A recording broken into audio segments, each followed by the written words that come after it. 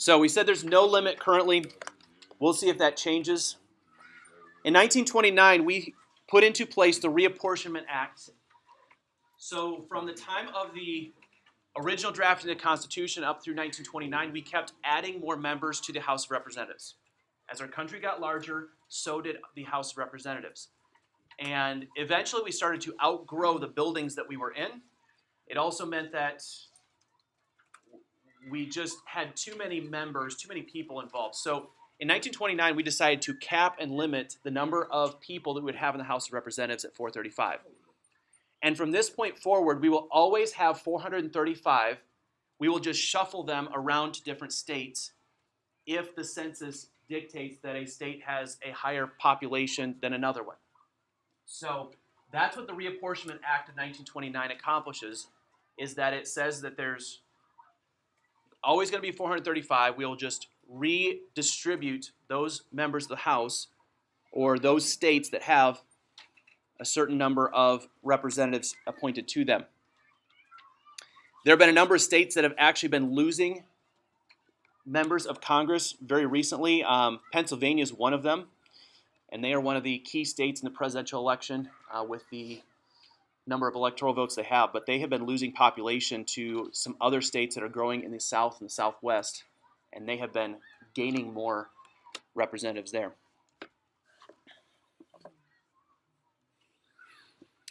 When it comes to getting elected in Congress,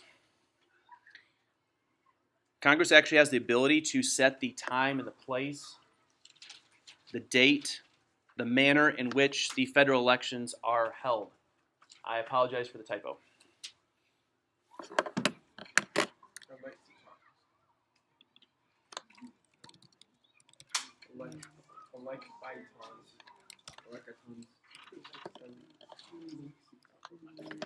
All better.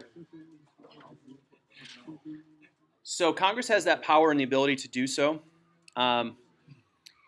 The date of the election has traditionally been the Tuesday after the first Monday in November in even-numbered years.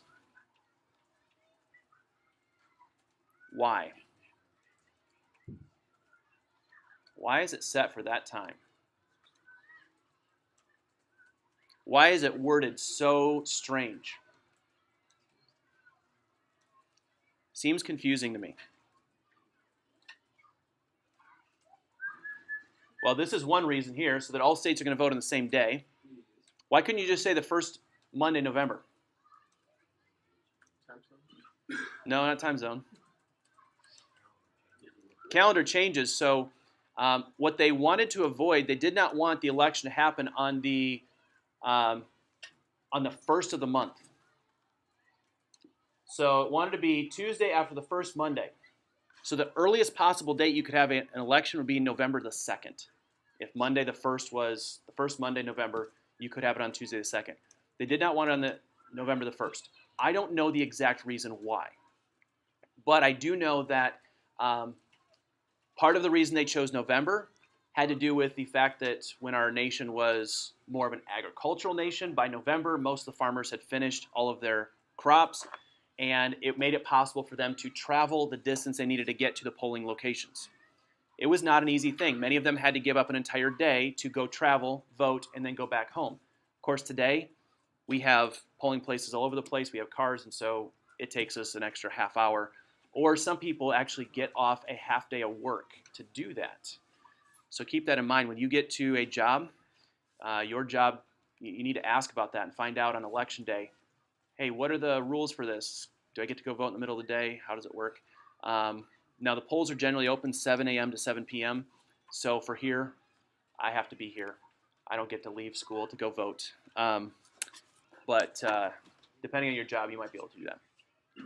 So some people take too much advantage of that. When it comes to the place, there are a total of 435 congressional districts in the United States because we have 435 members. So there's two different ways that states can handle this. It used to be that most states had a single member district. Now here's what that means. Single member district means that we have let's just imagine in this class that we are going to be a state. We are voting for our House of Representatives. So if we have a single member district, we are going to put 8 people on the ballot. I'll just use this as an example. 8 people on the ballot. All of you across the state are going to vote for the people that you want on that ballot or want to go represent you in Congress. The top 2 vote getters will become our members in the House of Representatives.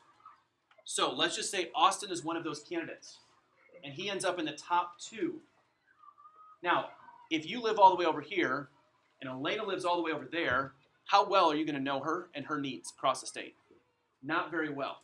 It's going to be really difficult. Now, you might know what's going on with Jake over here because you live next door and you guys are close together. But way across the state, not very well.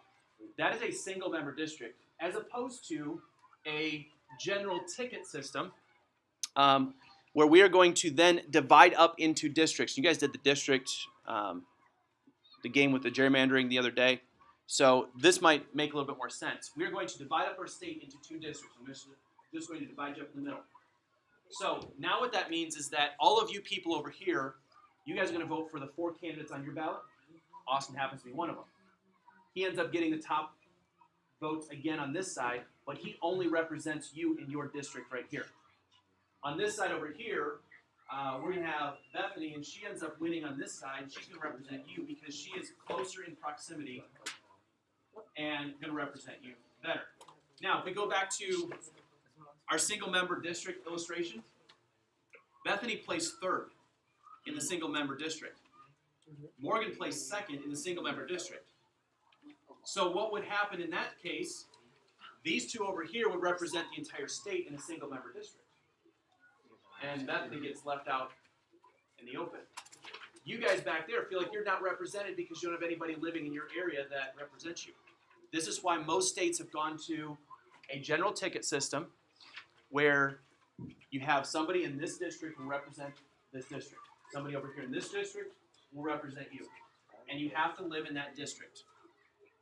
I think there are a couple of states that still do that. That still do the single-member district, but most have gone to the general ticket system. Obviously, it became very unfair, so Congress set in place a number of rules for all of this to try to avoid all of that. Now, the Constitution also says that Congress controls the manner in which elections take place.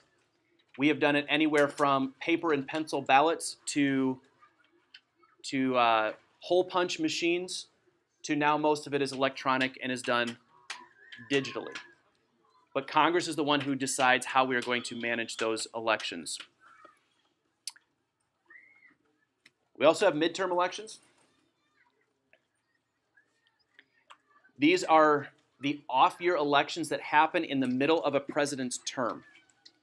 So we get to a year from now, there will be a lot of conversation going on about midterm elections. It is in the middle of the presidential term. All of our House of Representatives will be up for election, and 33% of our senators will be up for election next year in November 2018. So that's a midterm election. Typically, voter turnout is better in a midterm election than it is in, for instance, this year in 2017, where it's an odd year. But midterm elections never have as much turnout as a presidential election. Presidential elections get a lot more publicity, a lot more people are involved. So the maximum number of voters we get is presidential elections. Midterm typically drops off significantly in those. Typically, the party that's in power in the presidency, they generally lose seats in a midterm election. Why do you think that would be? So right now, President Trump is Republican. The House of Representatives is controlled by the Republicans. If tradition holds true, the Republicans will lose seats in the House of Representatives next year. Why do you think that is? What do you think, Nathan? Because some Republicans might not be pleased with what has happened so far, so they'll switch sides and vote Democratic because they want to see change. Okay, that's a very real possibility. What else, David? People are more likely to show up to vote if they're upset with something than if they're pleased. Okay, So when we get midway through a president's term, are they typically excited about his direction or frustrated? Typically frustrated. I know not always the case, and that's why I say this is not a rule, but it typically happens where it will drop off. They want to see something happen differently over the next 2 years than what they've seen in the first two.